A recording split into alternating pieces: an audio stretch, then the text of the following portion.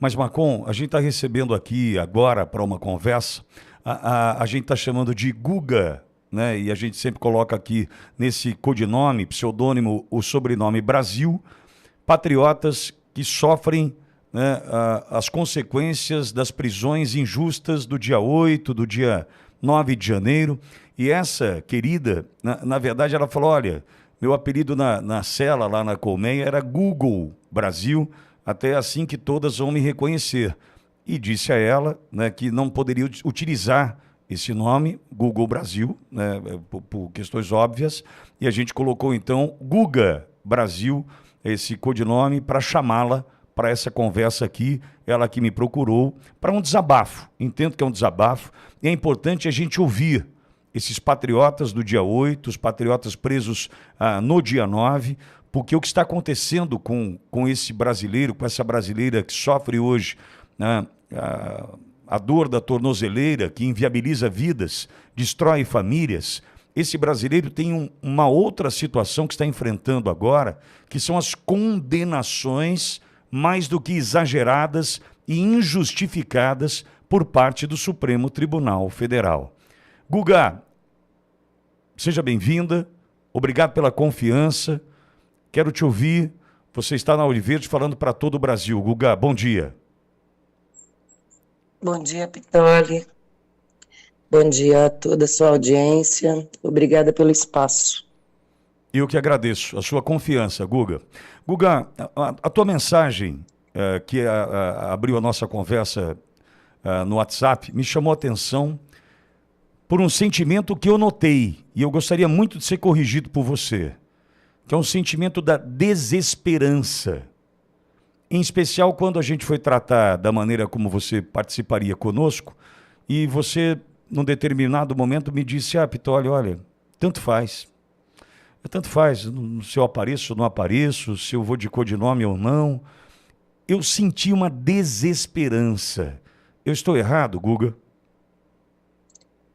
Não, não está errado. Eu fiquei 7 meses presa e durante todo o período que eu estive presa, todos os dias eu tive a esperança de voltar para casa, de estar com os meus filhos, neto, esposo, voltar ao trabalho, enfim, voltar à minha vida, né, a minha autonomia, continuar levando minha vida cidadã, enfim, acho que esse era o sonho e a esperança de todos que estavam ali. E também de todos os meninos que estavam na Papuda, creio que esse era o desejo de todos. Mas sair me fez deparar com a injustiça, né? Porque eu acreditava até então na justiça. E hoje eu estou desacreditada na justiça. Em relação ao pessoal do QG, por conta desse acordo esdrúxulo, em relação ao pessoal do 4922, que eram os que adentraram aos prédios em fuga naquele bombardeio, com essas condenações injustas e severas, como o próprio ministro tem colocado, que é severa e é mesmo. Então, como acreditar? Né? Eu estou bem desesperançosa. Guga, você também citou agora, né, um pouco da tua vida, e eu queria te conhecer até para a gente poder mostrar para o Brasil quem é que está passando por isso, tamanha injustiça. Você cita teu esposo, cita teus filhos e cita teus netos e o desejo de voltar a trabalhar. Como essa prisão de 7 meses e agora a tornozeleira, como isso transformou ou destruiu a tua vida, Guga? Bom, eu sou mãe e avó, como já disse, sou profissional da área da saúde, né, sou psicóloga sistêmica, então não foi fácil para mim me tornar psicóloga, porque eu venho de uma família muito humilde, né, tive que me esforçar muito para fazer faculdade, para me especializar, para me colocar na vida enquanto profissional. Antes disso, trabalhei de tudo que você imaginar na vida. Até de servente de pedreiro para o meu esposo para construir nossa casa, eu fui, porque não tinha dinheiro para pagar mão de obra, então fomos nós mesmos quem construímos com as próprias mãos, né? E então, na minha área profissional, para além de trabalhar pelo dinheiro, que é tão necessário, eu fiz uma promessa para Deus, que se Ele me ajudasse a me tornar quem Ele me colocou no mundo para ser, eu devolveria isso com trabalhos voluntários. Então, eu também sou voluntariada em três projetos na minha cidade, uma com mães em estado de miserabilidade, mas é claro que eu sempre ofereço o meu lado técnico da coisa, né? O lado profissional, Sim. da assistência psicológica. Um outro projeto que hoje já não tem mais na cidade, chamado Geladeira Solidária, que atende moradores de rua. E um outro projeto que atende pessoas e famílias de pessoas com câncer aqui na minha cidade. Então, assim, essa é a base profissional, né? Trabalho no particular como autônoma e dedico meu tempo também a esses projetos. Mas com a saída da colmeia, eu encontrei a minha família completamente desestruturada. Eu tenho filhos homens e, obviamente, meu marido é homem. E como eles agora falam, meu esposo fala, meus filhos falam, mãe, você é a cola das nossas vidas, é você que nos mantém firmes em todos os aspectos, profissional, pessoal, familiar. E com a minha saída, né, ou com a minha ausência, eles ficaram muito perdidos. E eu cheguei e encontrei tudo muito fora do lugar em todos os aspectos que você possa calcular. Então, a empresa do meu marido, que é hoje de construção, porque como nós construímos a nossa casa, ele trabalhava na área de logística. Depois disso, ele se tornou um pequeno construtor. A empresa praticamente faliu. Meu filho mais velho é eletricista, mas também trabalha com equipamentos de segurança, né, essa instalação de câmera, cerca elétrica, essas coisas. A empresa dele também quase faliu, porque eles não conseguiam dar conta de trabalhar com o emocional destruído, sem saber o que estava acontecendo comigo, porque o período que estive lá, eles não puderam falar comigo nem online, porque nossa família, ninguém tomou vacina e nem vai tomar vacina, e era uma exigência que fosse vacinado para falar com o seu familiar, mesmo que fosse pela tela do computador. Então foram 7 meses sem me ver, sem saber como eu estava, eles tinham informação a meu respeito apenas pelo advogado, e isso deixou eles completamente desestruturados. Em relação ao trabalho, eu perdi a minha clínica, só restou as dívidas, né? E até na área do voluntariado, eu também não estou indo, porque sofri discriminação pela tornozeleira. A presidente do projeto me pediu para trabalhar de calça comprida, para evitar discriminação e tal, mas ela já cometia a discriminação quando me disse isso. Então, assim,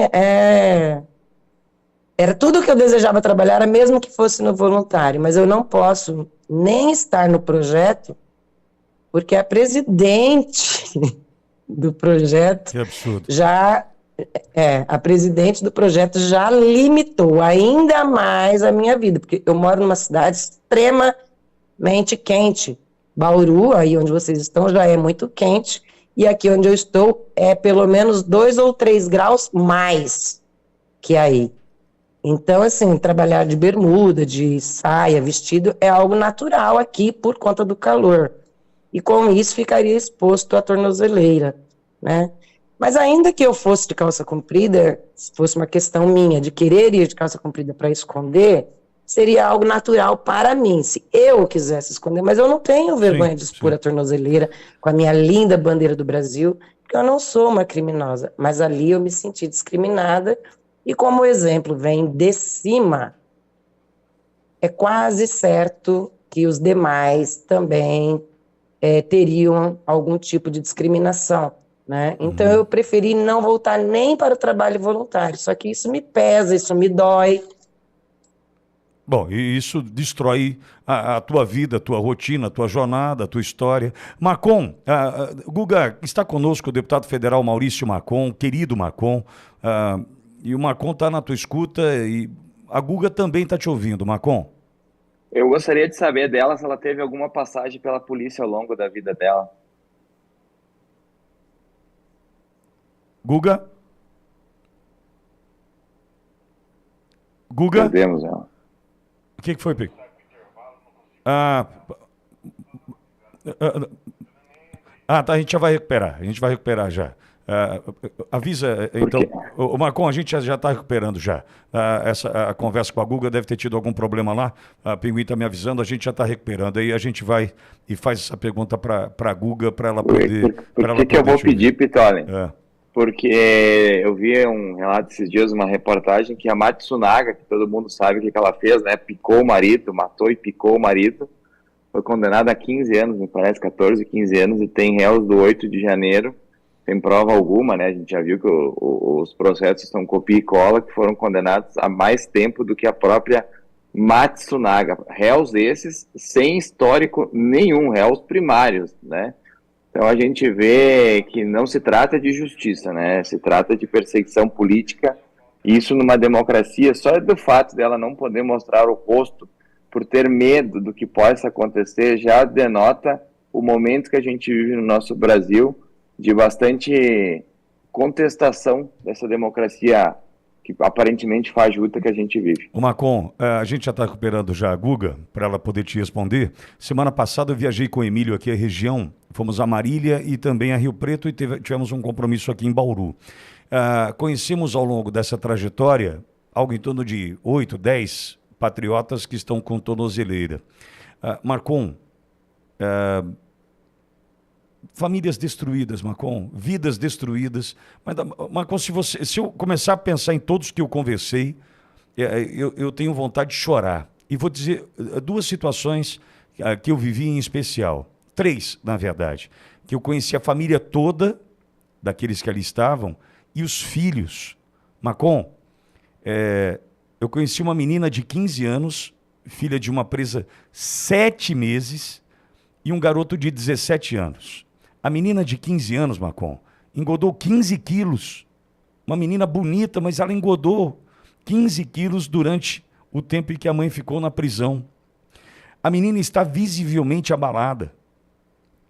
Olhar perdido, um sorriso que demanda esforço para surgir ali num rosto lindo que a menina tem de 15 anos.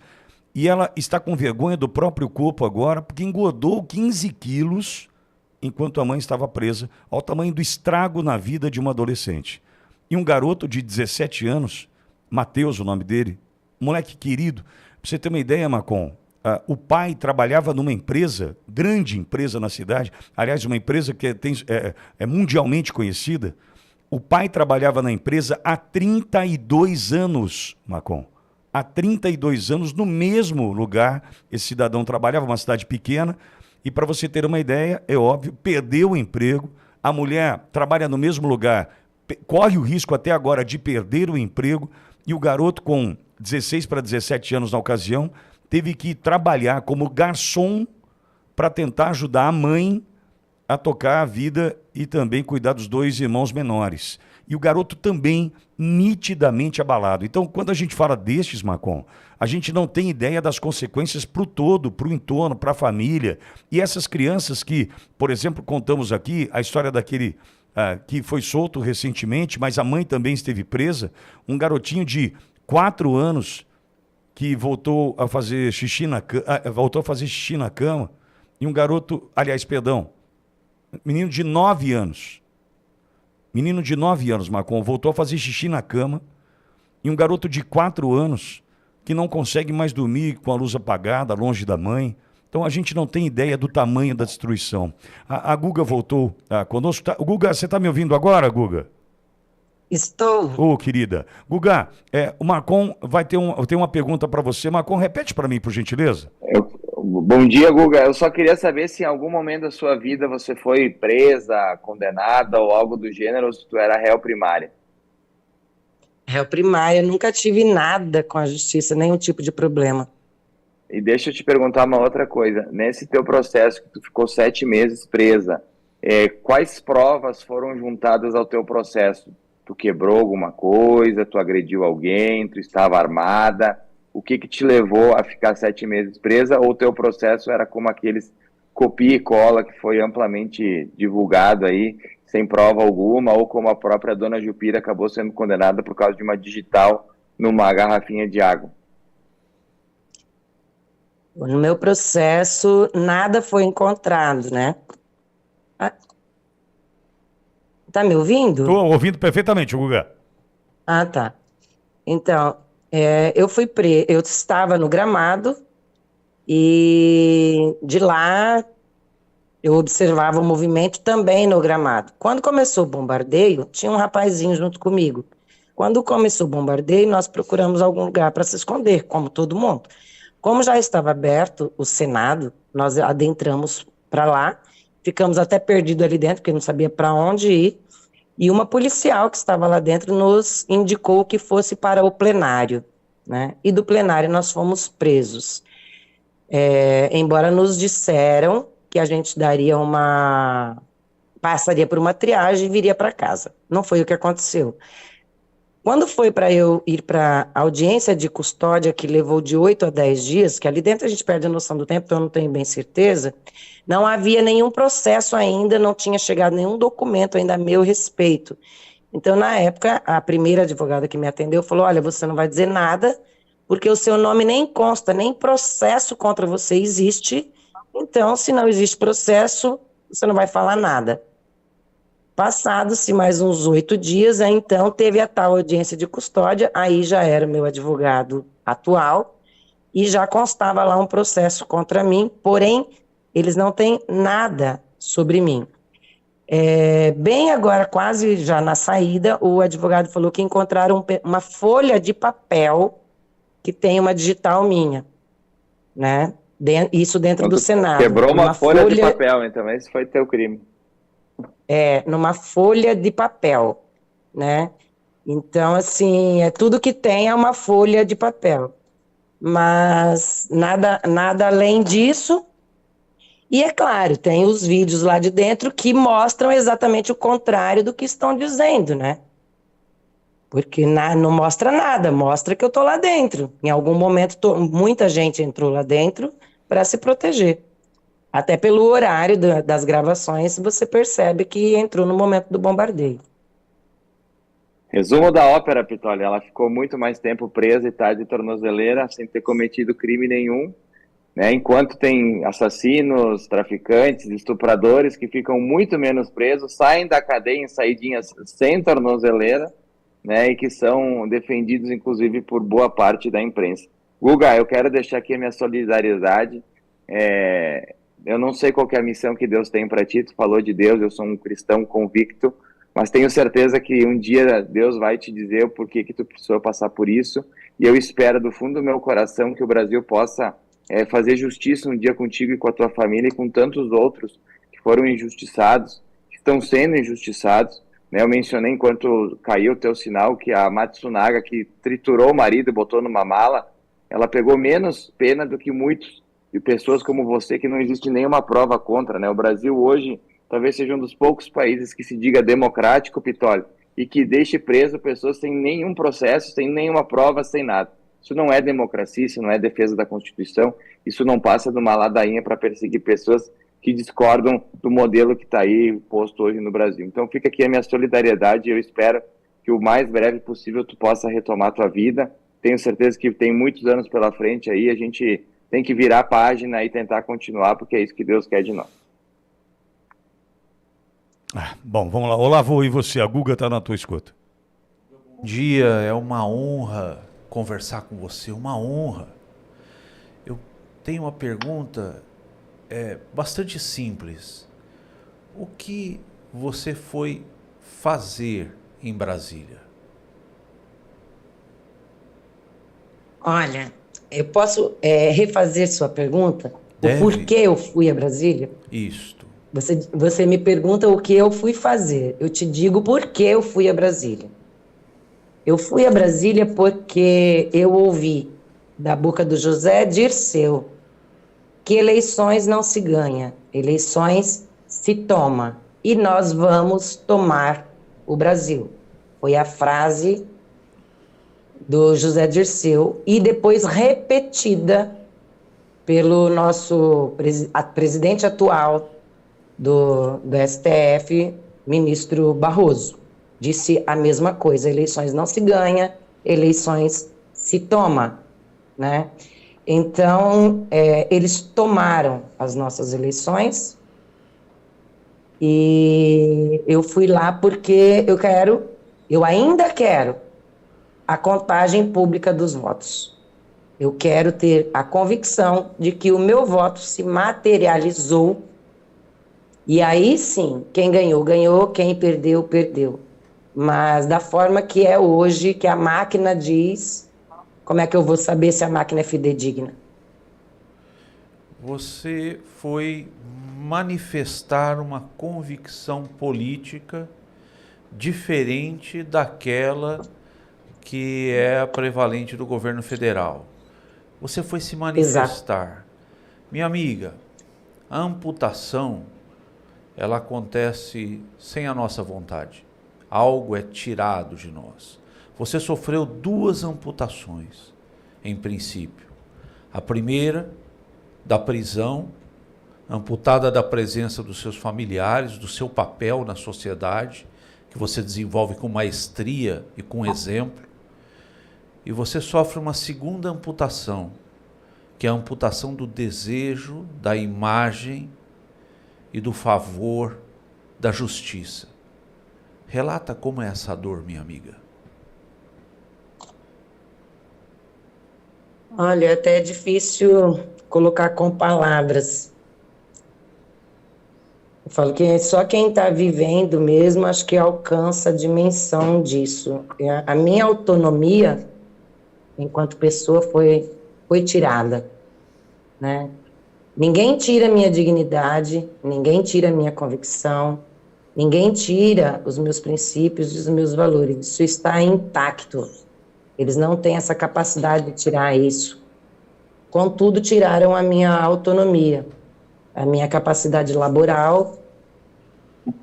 E, ultimamente, eu sinto que eu que sempre trabalhei com a liberdade do pensamento, né, para libertar pessoas das suas emoções frágeis, dos seus pensamentos, né, da sua cognição, às vezes, um tanto quanto atrapalhada, a ajudar ele a se autocompreender.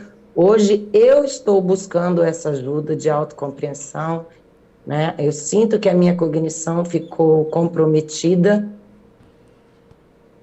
Enfim, eu acho que é um estrago que não dá para dimensionar, não tem como dimensionar, pelo menos não agora dentro da situação. Acho que com o tempo vai ficar mais claro, mas por agora acho que ainda não está claro para mim todas as percas, todos os traumas, eu acho que ainda não está claro.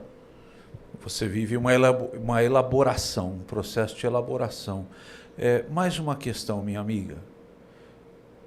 Tudo que você passou, a injustiça que você experimenta, e você conseguiu, com essa resposta anterior, nos deixar sentir, permitir em nós a empatia da dor que você está passando.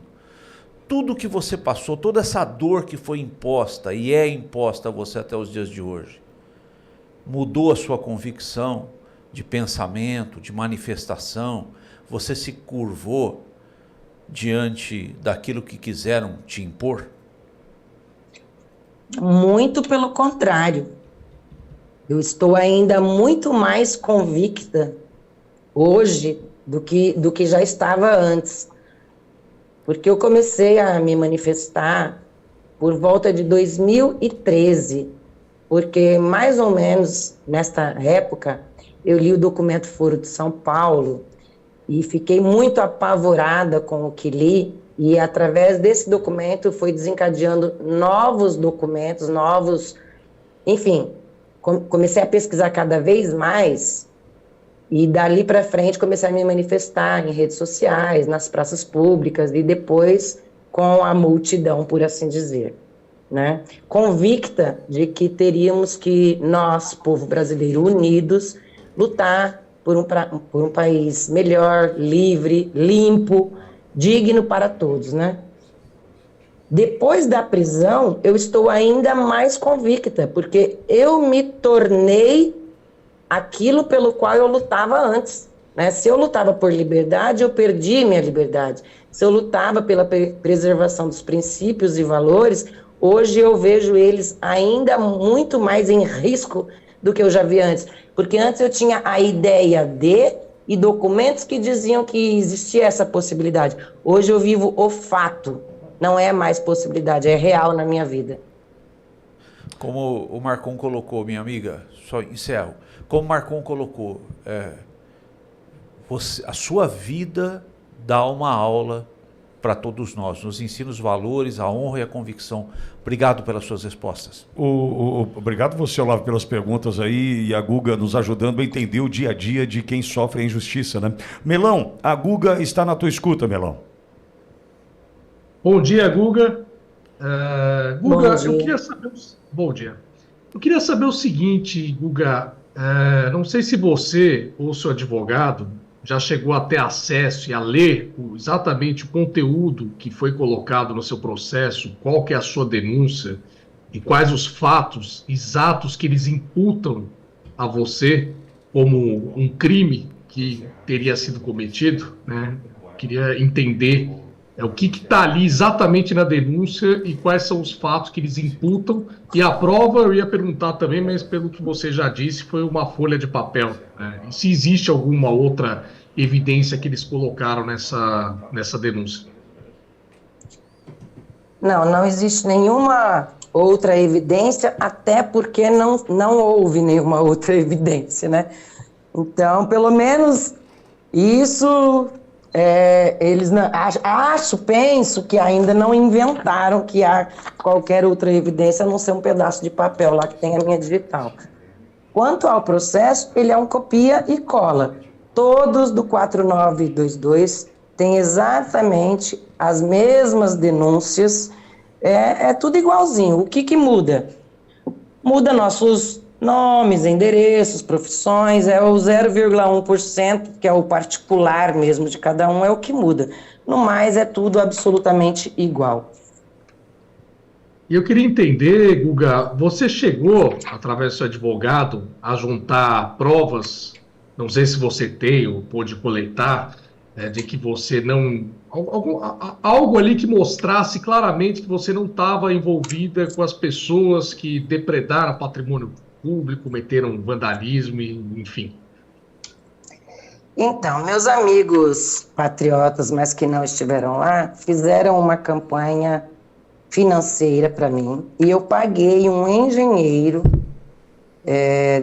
de computação para conseguir as imagens, porque tudo foi nos tirado, né? Computadores não, celulares, onde havia imagens o tempo todo lá e tal. E eu não sei como que esse engenheiro fez, mas ele conseguiu para mim 4 vídeos longos de aproximadamente 30 minutos cada um, que mostra o tempo, onde eu estava o tempo inteiro. Então, tem uma multidão de pessoas e ele coloca uma setinha, né? Se eu desse 2 passos, a setinha estava assim, me mostrando onde é que eu estava.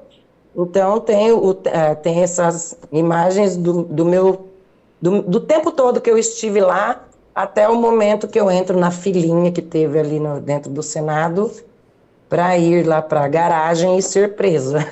Que eu nem sei o que está acontecendo. Eu vejo uma fila dentro do Senado, percebo que é a hora que todo mundo vai sair, e aí eu entro nessa fila e saio junto, e chega lá embaixo, eu fico sabendo que nós vamos passar pela tal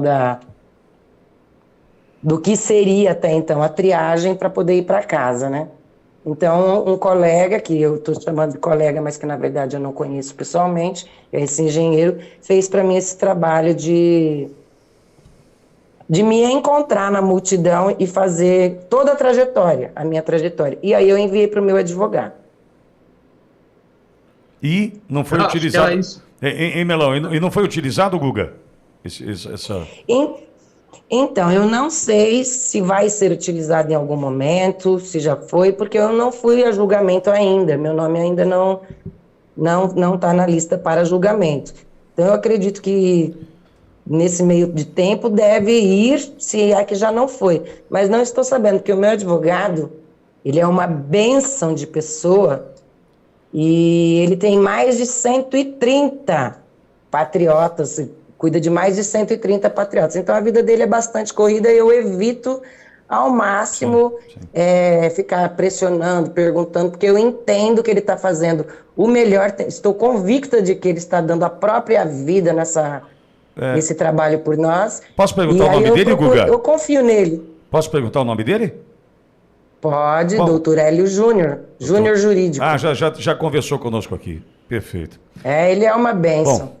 Guga, eu só para finalizar, fica claro para nós a armadilha que foi armada, né? As bombas, as explosões, tudo levando-os para dentro dos prédios, para ali então prendê-los, presa fácil, homem, mulher de bem, né, patriota, enfim, que encurralado ficou, levado para dentro da estrutura pública, Planalto, Supremo e Senado, sem quebrar absolutamente nada, mas armadilha armada, né, dessa esquerda previsível tanto quanto nascer e pôr do sol. Agora resta saber se, diante das provas que você tem, como agirá o Supremo Tribunal Federal. E se fica aqui um pedido para você, Guga, diante da missão que você tem nessa vida, força, e encontre nos teus próximos a esperança, né, e a vontade de lutar pela tua vida, que certamente vai refletir na vida daqueles que você ama também. Conta com a gente, obrigado pela tua confiança, viu, Guga? Eu que agradeço o espaço que vocês me deram aí. Teria muito mais a falar, mas entendo também que o tempo é curto. Mas se você quiser, pode terminar com a tua mensagem ou aquilo que você sente que faltou dizer pra gente, Guga. Bom, eu compreendo que a missão não acabou, pelo contrário, acredito até que ela está começando para a maior parte dos brasileiros. Eu acredito que o que aconteceu conosco acordou a sociedade para a compreensão de que a coisa pode piorar sem a ação das pessoas. Quero dizer que a nossa luta não é uma luta egoísta, não se trata de querer o melhor apenas para quem pensa igual a gente, mas principalmente aqueles que pensam diferente de nós, porque os que pensam diferente de nós e defendem tudo que está acontecendo por aí, eu acho que eles estão numa armadilha muito maior do que a que nós caímos, né? Então são pessoas das quais nós precisamos orar muito para que eles consigam abrir os olhos e destapar os ouvidos para a realidade, para que possam colaborar, para que eles venham, para que todos nós juntos, direita, esquerda, centro, não importa, continuemos a ter a permanência da liberdade. Porque eu posso não concordar com tudo que eu escuto de pessoas que pensam diferente de mim, mas eu vou defender até o último suspiro da minha vida que ela tenha o direito de pensar e falar de modo diferente. E a maioria dessas pessoas, elas não têm essa compreensão de que é pela liberdade do pensar e do expressar delas também que nós estamos lutando, né? Então, se eu puder, né, já que eu pude falar mais este momento, eu acho que é isso. Eu acho que não é nem para a direita que eu estou falando agora, mas é justamente para os opositores. É para que eles tenham o direito de continuar se opondo, é que nós estamos lutando.